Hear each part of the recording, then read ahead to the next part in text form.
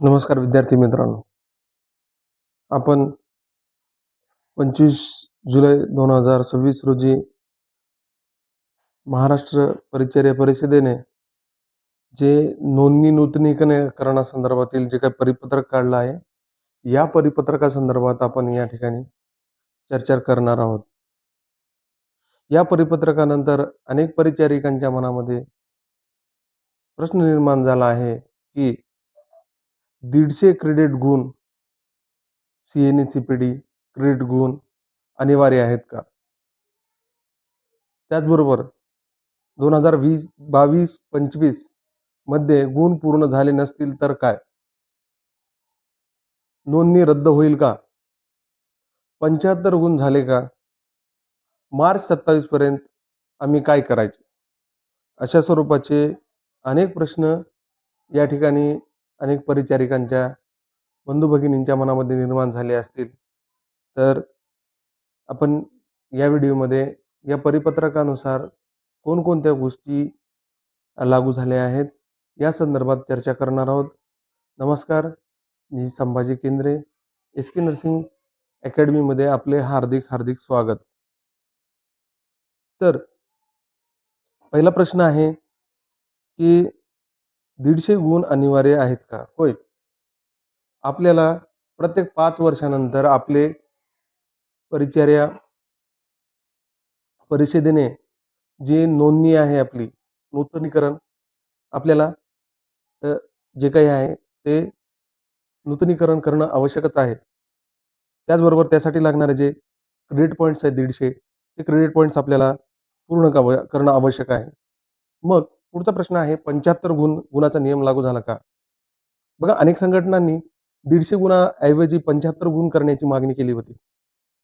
तर महाराष्ट्र परिचर्या परिषदेने जे काही भारतीय परिचर्या परिषद आहे, या भारतीय परिचर्या परिषदेच्या नियमानुसार आपल्याला 150 गुण आवश्यक आहेतच आणि ते करावेच लागणार आहेत. या संदर्भात खुलासा केला आहे. त्याचबरोबर त्यांनी सांगितलं आहे, की आम्ही पूर्वी CNE जी आहे, एक CNE प्रोग्राम जो होता, तो एक CNE प्रोग्राम केल्यानंतर आपल्याला 5 गुण मिळत होते. तर ते आपल्याला आता 5 वरून 10 गुण करण्यात आले आहेत आणि हे 10 गुण केल्यानंतर आपण इझिली हे जे 150 गुण आहेत, हे 150 गुण आपण पूर्ण करू शकणार आहोत. मग यामध्ये परिचारिकांना काय दिलासा मिळाला आहे? तर दिलासा असा स्वरूपाचा आहे, सगळ्यात महत्त्वाचा मुद्दा आहे, की 2022 आणि 25 या काळात आवश्यक गुण पूर्ण न केलेल्या परिचारिकांना नूतनीकरण या कारणाने अडवले जाणार नाही. मग काय करावं लागेल? मार्च 27 पर्यंत उर्वरित गुण पूर्ण करण्याची अंतिम संधी त्यांना देण्यात आलेली आहे. मग आपल्याला प्रत्येक वर्षी 30 गुण हे पूर्ण करणं आवश्यक आहेत. मग परिचर्या परिषदेने आपल्याला एक संधी आपल्याला या ठिकाणी दिलेली आहे, किंवा जे 2026 आणि 27 या वर्षामध्ये आवश्यक असणारे जे काही 30 ते 50 गुण आहेत, हे इतके गुण जर आपण पूर्ण केले, तर आपल्याला आपली नोंदणी नूतनीकरण करता येणार आहे. परंतु यात त्यांनी एक अट घातली आहे.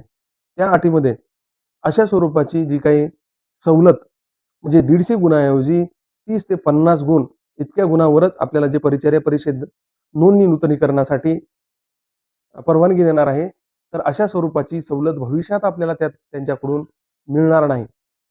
परंतु जर आपले 150 गुण पूर्ण झाले नाहीत, म्हणून परिचर्या परिषद आपली नोंदणी रद्द करणार नाही किंवा नूतनीकरणासाठी अडवणार नाही. येणाऱ्या मार्च 2027 पर्यंत आपल्याला परिचर्या परिषदेला आपल्या नूतनीकरणासाठी 30 ते 50 क्रेडिट आवर्स हे आपल्याला त्यांना पूर्ण करून देणे आवश्यक आहे, अनिवार्य आहे.